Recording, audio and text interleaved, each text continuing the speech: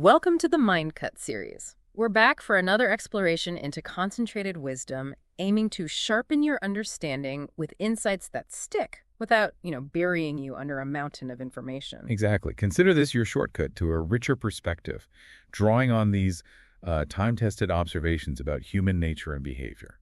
Today we're continuing our deep dive into the Hunn-Beating Proverbs, that fascinating 1918 book aimed at Canadian soldiers in World War I. Its subtitle really sets the stage, containing many proverbs that point to the destruction of arrogance, tyranny, villain vice, and the monstrous militarism of which Germany has been guilty. Quite a subtitle. It really is. In our last exploration, we looked at the first half of the Proverbs discussed in our source material, and now we're turning our attention to the second half. Right. And our mission for you, the learner, is pretty straightforward: to unearth the enduring value within these historical snippets of wisdom. And we'll be doing that by not just stating the obvious, right?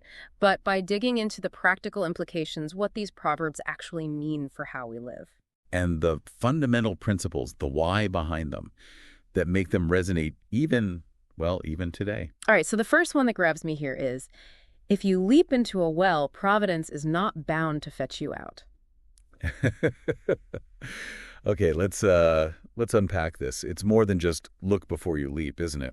Oh, absolutely. It hits right at the core of personal agency, It's easy to assume that if things go wrong, some external force, luck, fate, maybe someone else will just step in and fix it. Yeah, hope springs eternal. That's right. But this proverb offers a pretty bracing counterpoint. Your choices have consequences, and you can't always rely on a bailout, especially if the predicament was entirely your own making. It really makes you think about the mindset behind that leap. Like, what makes someone think someone else will catch them? It's almost a kind of magical thinking, isn't it? A belief that the universe somehow owes you a safety net. Like when you've put off a big project, you're in trouble, but there's still that tiny voice hoping for a miracle, like an extension or something. Exactly. And the proverb just cuts right through that hope. It's not saying unexpected help can't happen, but it's definitely not a dependable strategy, is it? No, not at all. So the practical takeaway is really a heightened sense of accountability. Before you make a big decision, especially one with clear downsides, are you really prepared to handle the consequences yourself? Or are you just kind of subconsciously counting on someone or something else to rescue you? Precisely. It shifts the focus from just hoping to actually being prepared. Okay, next up. If you lie upon roses when young, you'll lie upon thorns when old. This one feels pretty timeless, that warning about short-sighted pleasures. Indeed. It really speaks to the long shadow our youthful choices cast on our later years. It's not saying youth shouldn't be enjoyed, obviously. Well, of course not. But it poses that crucial question. Are the roses you're indulging in now preventing you from cultivating what you'll need later to navigate the potential thorns of old age? Like neglecting your health in your 20s. Yeah, exactly. Yeah. That might very well lead to physical challenges later on. It seems obvious, but it's easy to ignore. It brings up this constant tension, doesn't it? That immediate gratification versus, a future security. I've heard people talk about reverse retirement. Oh, right. Splurging when young, frugal later. Yeah. How does this proverb square with that kind of thinking? Well, the Proverbs doesn't necessarily condemn enjoying youth, but it highlights the risk, the potential risk, of completely disregarding the future implications. Reverse retirement could work, I suppose, if the roses phase isn't just about unsustainable indulgence, like if it also includes building skills, relationships, a foundation that can support a maybe more austere later life. Okay, so it's not just about spending. Right. The danger is when the roses leave you with nothing, no resources, no support system, when the inevitable challenges of aging pop up. It's about being intentional, not just impulsively spending or indulging. That makes sense. It's about setting yourself up for what someone called the future present. Your actions today literally sculpt the reality your future self is going to inhabit. Exactly. It's not abstract at all. It's your body, your finances, your relationships in, 10, 20, 30 years. Very tangible. Think about fitness. Enjoying too many late nights, unhealthy food in your youth. That directly impacts your energy, your capabilities, maybe even tomorrow, let alone decades down the line. Yeah. That hangover is your future present knocking. Yeah. Good point. But then there's also the flip side, right? Being so fixated on that distant future present that you miss out on the joys and opportunities of right now. Like that surfing example you mentioned. Exactly. Someone agonizing over missing a perfect surf day because they were scared of being like 5 minutes late for a pretty unimportant meeting. That's a great illustration of the nuance. The proverb shouldn't paralyze us with fear of future thorns. It's about informed choices. Recognizing the actual weight of those future consequences versus the present opportunity. Missing one surf session probably isn't going to lead to significant thorns later. Right. It's about calibrating decisions, not living in constant fear over every enjoyable moment. Which actually segues nicely into this whole idea of punctuality, being on time. We touched on this before, linking it to self-respect, reliability. Yeah, and maybe the listener's been thinking about their own philosophy on time since then. What's the real core of why being on time matters, beyond just, sticking to a schedule? I think fundamentally it's about respect for other people's time. When you're late, you're basically saying, implicitly, that your time is more valuable than theirs. Ouch, yeah. It erodes trust, signals you're maybe not that dependable. Definitely. But then there's that tension. Is being precisely on time, down to the second, always the ultimate virtue? What about the spirit of an agreement versus the absolute letter? That's a really crucial distinction. There's a difference between generally respecting someone's time and being, super dogmatic about every single minute. Absolutely. Consistency builds that reputation for reliability that Master Chief's simple "don't be late" that says it all about expectations in high-stakes environments. Yeah, no ambiguity there. The pragmatic reasons are clear. Being on time means better planning, smoother execution, shows you value the shared time. But what about those times when a slight delay, for a really good reason, doesn't actually hurt the overall goal? Right. And this brings up the risk of being so rule-bound, so rigid, that you actually miss out on richer experiences. That surfing example again. Or when traveling. Sticking rigidly to a tourist itinerary might mean you miss a spontaneous invitation from a local that could lead to something way more memorable. Like working out in a random gym in Paris with locals, or that unexpected chat with military folks in another country. You won't find those in a guidebook. Exactly. Those unscripted moments often give you a depth of connection, of understanding that just ticking off landmarks can't match. It's a balance, isn't it? Respecting commitments, but also being open to serendipity. Being on time for the crucial meeting. Non-negotiable. Being 5 minutes late to a casual get-together because you got caught up in an amazing conversation, that might actually enrich the experience. It's about context, the underlying values. Okay, shifting gears a bit to a darker one. If you save a rogue from the gallows, he will rob you that same night. Wow. That's a pretty stark assessment. It is stark. It speaks to the idea that some individuals, maybe due to really ingrained character flaws or just a consistent pattern of harmful behavior, are unlikely to change, even when you give them significant help, a second chance. Even saving them from the gallows, metaphorically or literally. Right. It's tough because it challenges our desire to believe in redemption for everyone. But it's a caution, isn't it, about the potential dangers of extending trust or resources to those who've repeatedly shown they lack integrity. It forces you to ask, are you just enabling harmful behavior by constantly offering second chances without seeing any real change? That's a hard question. Okay, the next one is quite visceral. If you swallow vice, 'twill rise badly in your stomach. You get that immediate sense of consequence. You really do, like bad food. Exactly. On a literal level, it's about the physical repercussions of unhealthy habits. Bad diet, too much drinking, whatever. But metaphorically, it's about that internal turmoil, the negative fallout from unethical or harmful actions. That guilt, the regret, the eventual consequences. That's the vice, rising badly in your stomach. It's like an built-in accountability system. Then we have ingratitude is the daughter of pride.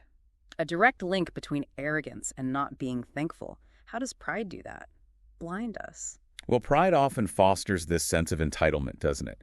If you believe you inherently deserve good things or that all your successes are solely your own doing. You're less likely to see or appreciate what others did. Precisely. Arrogance builds a wall against acknowledging dependence, support, even simple kindness. Pride whispers, you earned this, you don't owe anyone thanks. Makes gratitude seem unnecessary. The next one feels really important. It is ill to take an unlawful path, but worse to keep it. This is all about acknowledging mistakes and, crucially, correcting them. Exactly.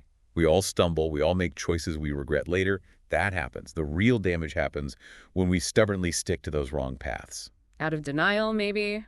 Or fear of admitting we were wrong? Or just thinking we can get away with it. The proverb stresses course correction, recognizing you're on the wrong path. That's step one. Having the courage to actually change direction. That's the vital part. It reminds me of that personal mantra someone shared, do the right thing, even when you've done wrong.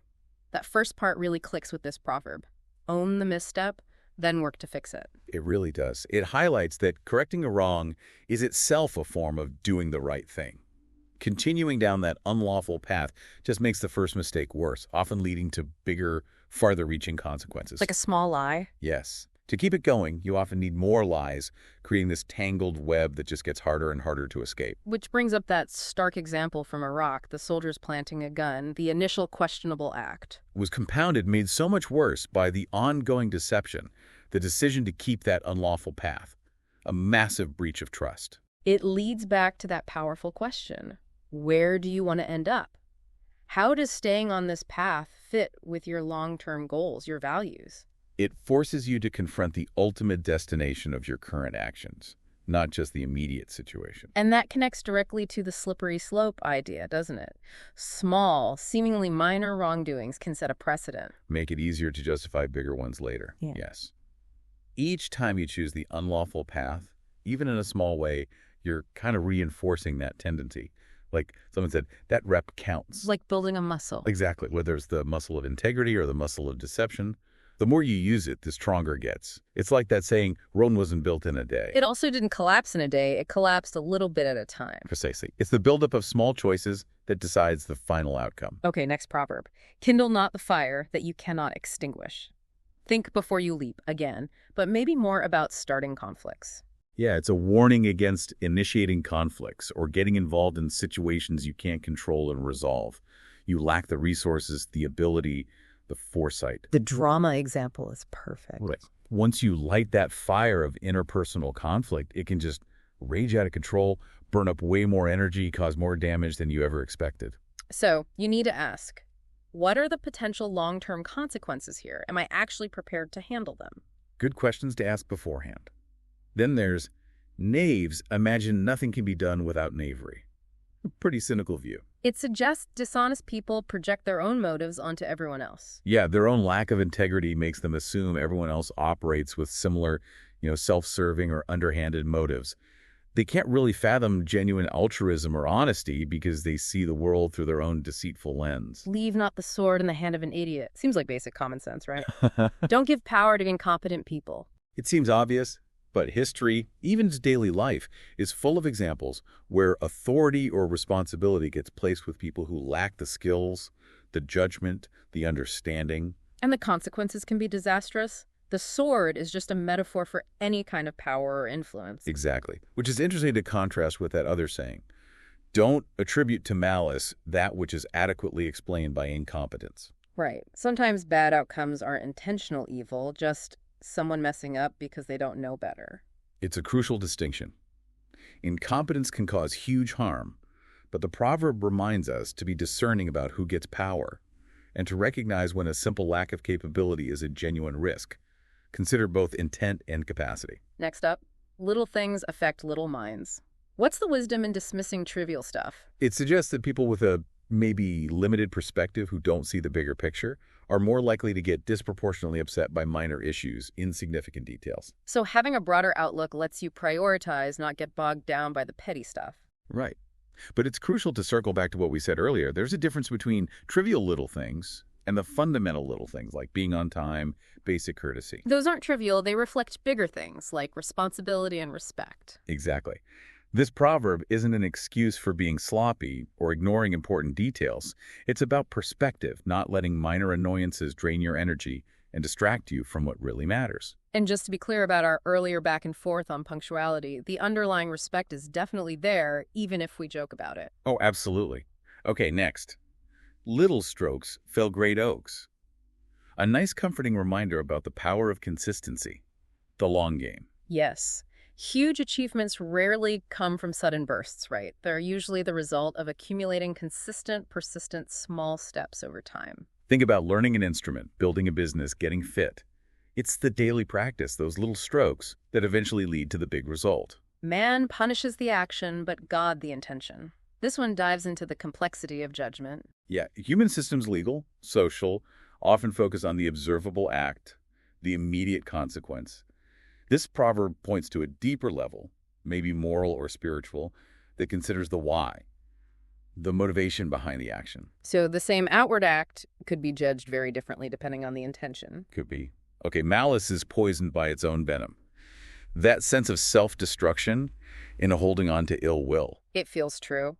Harboring hate, resentment, wanting revenge. It often ends up hurting you more than the target, doesn't it? Absolutely. The negativity just consumes your thoughts, affects your well-being, maybe even makes you sick. It's like a self-inflicted wound. Many talk like philosophers and live like fools. Oof. That gap between what we say we believe and how we actually act. It's a classic. It reminds us that saying lofty things, espousing virtues, that's the easy part. Consistently living by those principles, much harder. True character isn't in the words, it's in the actions. Nailed it. Okay, this next one's a bit odd visually. Much better never catch a goose than let him go again. What's the idea here? I think the idea is that experiencing something good, something beneficial, and then losing it, that can be more painful than never having had it in the first place. The goose, something valuable. Yeah. Once you've had it, its absence is felt more sharply. Yeah, like that business class analogy. Once you've flown up front, going back to economy feels different. Significantly worse, maybe. Exactly. Your baseline shifts. Yeah. This also connects to that idea that it's often easier to give slack initially and then tighten up than the other way around. Right. Once you've been lenient, taking back that slack can breed resentment. Like a platoon commander setting expectations. Yeah, better to start with clear high standards and then maybe offer flexibility later than to start lax and then try to enforce stricter rules. People push back. But then there's the counter-argument, isn't there? That even a temporary positive experience can leave a lasting benefit, like muscle memory. That's a very valid point. Even if you can't maintain peak fitness, having reached it once might make it easier to get back there later. So, while the pain of loss is real, the positive impact isn't always totally erased. There can be leftover benefits. True. The proverb highlights the emotional impact of loss, but doesn't negate potential lasting positive effects from even temporary gains. Good nuance. Of all vices, pride calls the loudest. Back to arrogance again, its insidious nature. Pride often seeks validation, attention, right? It shows up as boasting, refusing to admit fault, looking down on others. Its loud pronouncements can just drown out humility, hinder self-awareness, makes it pretty destructive. Once a wolf, always a wolf. Once a knave, always a knave. Wow, that's pretty pessimistic about character change. It suggests a belief that fundamental character traits are basically immutable. Outward behavior might change, sure, but the underlying nature stays the same. Though many people do believe in the potential for real transformation. Absolutely. Though it usually takes significant effort, self-awareness. It's not easy. One danger is seldom overcome without another. This touches on interconnected challenges, trade-offs. Yeah, life often throws complex situations at us where fixing one problem might accidentally create new ones or expose other vulnerabilities we hadn't seen. Like that pool safety example. Maybe simplified, but it illustrates the point. Addressing one safety issue might introduce a different kind of risk. It's a reminder to think systemically. What are the ripple effects of this action? One ill weed mars a whole pot of porridge. The disproportionate impact of one bad element. So true. A single negative influence, a toxic team member, a flaw in a system, one instance of dishonesty, it can just contaminate and undermine the whole thing. One lie makes many. The snowball effect. Yep. To keep one lie afloat, you often need a whole web of other lies to cover your tracks, explain inconsistencies. It spirals fast, making the original lie way more damaging. But then contrast that with one bad action is not enough to prove a madman. We shouldn't define someone by a single mistake. Exactly. A momentary lapse, an emotional outburst, even one unethical act, doesn't necessarily define a person's whole character. You have to look at context, intent, the overall pattern, not just make sweeping judgments from one incident. There's a huge difference between losing your temper once and being a consistently deceitful person. Huge difference. Although, it reminds me of interrogation settings. Even one discovered lie can totally wreck the credibility of everything else someone says. Even if the other statements are true. Right. In situations where trust is absolutely critical, like legal stuff or negotiations, one act of dishonesty can just erode all confidence. The perceived intent behind that one lie casts a shadow over everything else. Passion is the enemy of truth. Strong emotions clouding judgment, distorting reality. Yeah, when we're intensely passionate about an idea, a cause, a person, our emotions can just override rational thought.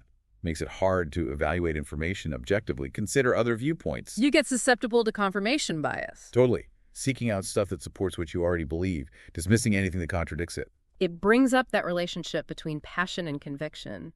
You need passion to drive you, but also detachment to see clearly. Like analyzing an insult objectively to understand the intent, not just reacting emotionally. Exactly. Passion is a motivator, powerful one, but without reason and objectivity, it can lead you way off track. That emotional detachment allows for a more accurate assessment. Peace begins where ambition ends. Provocative. That trade-off between striving and inner calm. The relentless pursuit of ambition often means being dissatisfied with now, always striving for more. This proverb suggests real peace might come from letting go of that constant striving, accepting the present. It raises the question, when does ambition stop being fulfilling and start becoming just a source of unrest? Good question. Okay, Pride is at the bottom of all great mistakes. We keep circling back to arrogance. Because it's so often true. Overconfidence, believing you're infallible, refusing advice, ignoring risks. These are classic precursors to huge errors in judgment and failure. History's full of examples. Punishment comes slowly, but it comes. Inevitable consequences, even if delayed. Yeah, while you might not see immediate fallout, this suggests there's a kind of natural order, long-term accountability. Negative actions eventually catch up, even if it takes time. Ties into that choose your heart idea. The short-term ease of bad choices often leads to long-term, maybe unavoidable hardship later. Exactly. Voluntary hardship now or involuntary hardship later. Rashness is not valor. Impulsive action isn't true courage. Right. Real valor is facing danger with a clear mind, reasoned action. Rashness is just impulsive, thoughtless behavior, often putting yourself and others at unnecessary risk. And as the next one says, rashness brings misfortune to many. Hasty decisions have widespread negative consequences. Decisions made without carefully considering the potential outcomes. Far more likely to lead to bad results, not just for the person being rash, but for whole groups. Reason deceives us often, conscience never, placing a lot of trust in that inner moral compass. Our ability to rationalize, to justify our actions, can often lead us to ignore our better judgment, right? This proverb suggests conscience. That inner sense of right and wrong is a more reliable guide than our sometimes self-serving logic. Although it's worth considering how conscience gets shaped, isn't it? Is it always perfectly calibrated? That's a really good point. And there's the danger of persuasive people using what sounds like solid reason to justify things that are actually wrong. Exactly. Skilled manipulators use rhetoric, logic to twist principles, convince people to ignore their own conscience. Critical thinking, a solid moral framework are crucial defenses. Selfishness is the greatest curse of the human race. Whoa, strong stuff. Indicting that me-first attitude. When individuals or groups consistently put their own needs first without regard for others, it leads to conflict, inequality, breakdown of cooperation. You need that balance between self-care and looking out for others. Shallow men believe in luck. Shallow brooks are noisy. Connecting lack of depth with attributing success to chance, and also talking too much without substance. Yeah, people who haven't done the work or developed deep understanding are more likely to say outcomes are just luck. And the noisy brook thing, excessive talk often masks a lack of real knowledge. Suspicion always haunts the guilty mind. That psychological burden of doing wrong. Those who've been dishonest or harmful often project their guilt onto others, right? They become distrustful, constantly afraid of being found out. Their past actions create this paranoid lens. Which brings up that interrogation tactic again, subtly suggesting others might know, playing on that guilt. Exactly, leveraging that psychological discomfort. The assistance of fools only brings injury. Strong warning against relying on incompetence. Yeah, trusting important tasks or advice to people who lack the skills or judgment leads to mistakes, inefficiency, even real harm. The bow that is always bent slackens or breaks. Need for rest and recovery. Constant effort, no breaks, leads to burnout. You become less effective. Like a bow losing its spring, we need time to recover, recharge. The bully is always a coward. Insight into aggressive behavior. Bullying often comes from insecurity, right? A need to assert power over others to compensate for lack of self-confidence. It's weakness, not strength. And relatedly, the coward reckons himself cautious, rationalizing fear as prudence. Fear can easily disguise itself as careful planning or risk assessment. But real caution is a realistic appraisal of danger. Cowardice is often an exaggerated fear that stops necessary action. The devil can cite scripture for his own purpose. Even good principles can be twisted for selfish reasons. Manipulative people can cherry-pick or misinterpret well-established moral principles to justify their own bad actions or fool others.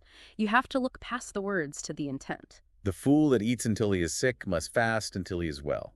Direct call for overcorrection after overindulgence. Imbalance often needs a corresponding correction the other way to get back to equilibrium. Overdoing something means you need a period of abstinence or deprivation to recover. Connects to the idea that negative actions often need a disproportionate amount of positive effort to undo the damage. Like, one a-hole erases 100 attaboys. Yeah, that's a good way to put it. The gains of the wicked bring short-lived pleasures. Ill-gotten benefits are usually unsustainable. Success through unethical means is often fleeting, leads to downfall eventually.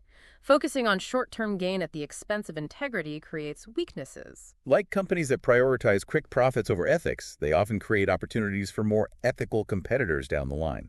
Think Geico versus older insurance models, perhaps. That proverb, the German may be a good fellow, but it is better to hang him. It's jarring. A stark reminder of wartime dehumanization. Yeah, in that context, statements like that aim to strip the enemy of humanity, make violence seem easier, more justifiable. Replacing German with the enemy shows the broader danger of that kind of rhetoric in any conflict. It's disturbing. Okay, the Lord shall destroy the house of the proud. Consequences for arrogance again. Suggests excessive pride leads to downfall, whether you see it as divine retribution or just the natural consequence of alienating people and making bad, hubristic decisions. The fool is busy in everyone else's business but his own. Timeless observation about misplaced focus. People neglecting their own responsibilities often spend way too much time meddling in others' affairs, maybe as a distraction from their own issues. The greatest barkers are always the least doers. Talk the most, accomplish the least. Excessive talking can be a way to avoid actual work, or just create an illusion of productivity without real achievement. Effective people often let their actions speak. The loquacity is a lecture to the wise. Too much talk can be a red flag. Constant unnecessary chatter can signal insecurity, lack of substance, maybe an attempt to dominate or distract. Wise people can often pick out the important stuff from the noise. The prince that is feared by many must of necessity fear many. The insecurity inherent in tyranny. A ruler governing by fear creates resentment, potential rebellion, leads to constant vigilance, paranoia. You can't build trust on fear. The wise man knows he knows nothing. The fool thinks he knows it all. Humility as the cornerstone of wisdom. Real wisdom is recognizing how much you don't know. Ignorance is often characterized by that false sense of knowing everything, being unwilling to learn. They hurt themselves that wrong others, the boomerang effect. Harmful actions towards others often lead to negative blowback for the perpetrator, damaged relationships, legal trouble, guilty conscience. The harm often comes back around. Thou art as like to obtain thy wish as the wolf to eat the moon. Poetic way of saying wishing isn't enough. Mere desire, wishful thinking, without effort or a plan, unlikely to get you there, action is required. It is a sign of an ill cause to rail at your adversary. Personal attacks weaken your case. When your argument is weak on substance, people often resort to attacking the character or motives of opponents instead of addressing the actual issues. Usually reveals the weakness of their own position. To pay one in his own coin. Reciprocity, usually negative. Tit for tat. Responding to someone's bad behavior with similar bad behavior. Might feel satisfying for a second, but usually just escalates conflict, rarely solves anything. The mean man shall be brought down and the mighty shall be humbled. Belief in eventual justice. Suggests those who are cruel, oppressive, arrogant will ultimately face consequences. Some kind of reckoning. The selfish man cuts away the sand from under his own feet. Self-interest being self-destructive. Prioritizing immediate needs without considering the impact on the bigger system, on relationships. Selfish people can undermine the very foundation of their own long-term success and well-being. The truth is always the strongest argument. The power of honesty. Deception might offer temporary advantages, sure, but truth has a resilience, a power that lies lack. It builds trust, forms the basis for lasting relationships, real understanding. The triumphing of the wicked is short. Ill-gotten gains don't last. Success achieved through unethical means is often temporary, leads to failure or exposure eventually. Lasting success needs integrity, like short-term gains in military leadership that sacrifice long-term trust. The villains obey their passions as slaves do their masters, being controlled by unchecked desires. Letting yourself be ruled solely by base impulses, desires, leads to destructive behavior, loss of control. Reason gets subjugated to immediate gratification. The wicked in his pride doth persecute the poor, abuse of power by the arrogant. Arrogance fuels that sense of superiority that lets those in power mistreat and exploit the vulnerable. The wolf changes his hair but not his nature. Fundamental character being hard to change. Superficial changes in appearance, behavior, might not reflect real transformation underneath. Core tendencies often remain. There shall be no reward for the evil man. Ultimate lack of fulfillment in wickedness. True, lasting happiness, fulfillment, unlikely to be found through harmful, unethical actions. Those paths usually lead to isolation, inner turmoil. That which is crooked cannot be made straight. Some things are just fundamentally flawed, beyond repair. Some situations, systems, maybe even individuals, might be so deeply corrupted that trying to fix them is futile. Though, the possibility of genuine redemption, however rare, probably shouldn't be totally dismissed either. True. Okay, there is no contending against destiny. Pretty fatalistic view. Suggests a belief that some events are just predetermined, beyond our control. To the wicked, misfortune comes. Belief in karmic justice again. Reinforces the idea that negative actions eventually lead to negative consequences for the person doing them. Triple treason doth never prosper. Extreme betrayal ultimately fails. Profound treachery is unlikely to lead to lasting success for the betrayer. The complexities usually lead to their own undoing. Tricky comes back to its master. Deception harms the deceiver. Schemes, trickery, often have unintended consequences that trap the person who started them. Tyranny is far the worst of treasons. The ultimate betrayal of trust and power. The abuse of power by a ruler who betrays the people's trust is seen as especially egregious, undermining society itself. Unhang one that is hanged, and he will hang thee. Grim warning, similar to the rogue from the gallows.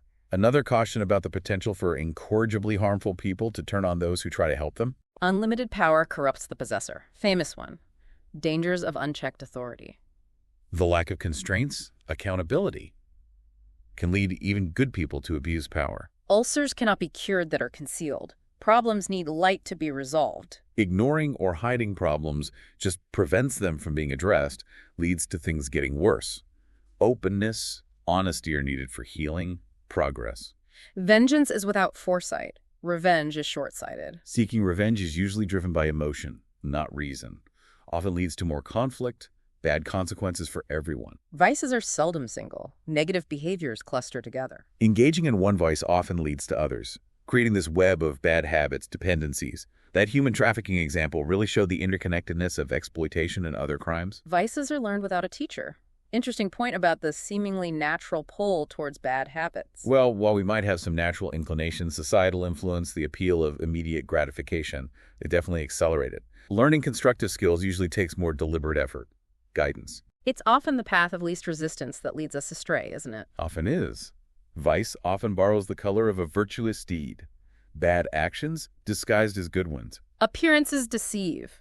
Selfish or harmful motives can hide behind seemingly altruistic actions. You have to look beyond the surface at the real intent, like the selfish donation example. Violent delights have violent ends. Harmful pleasures lead to bad consequences. Indulging in destructive behaviors, even if they feel good temporarily, likely results in negative outcomes long-term. Vipers breed vipers. Negative influences perpetuate themselves. Negative environments, role models, they can foster similar negative traits in others. Creates a cycle of bad behavior. Wealth gotten by vanity shall be diminished. Unsustainable gains from superficial desires. Wealth built on shallow pursuits, excessive focus on appearance, often unstable, likely to be lost when trends fade. What is born of the serpent never loses its poison. Strong statement about the enduring nature of a harmful origin. Something starting from bad intentions or unethical actions often carries that negativity forward, potentially causing future harm. What is more cruel than a tyrant's ear?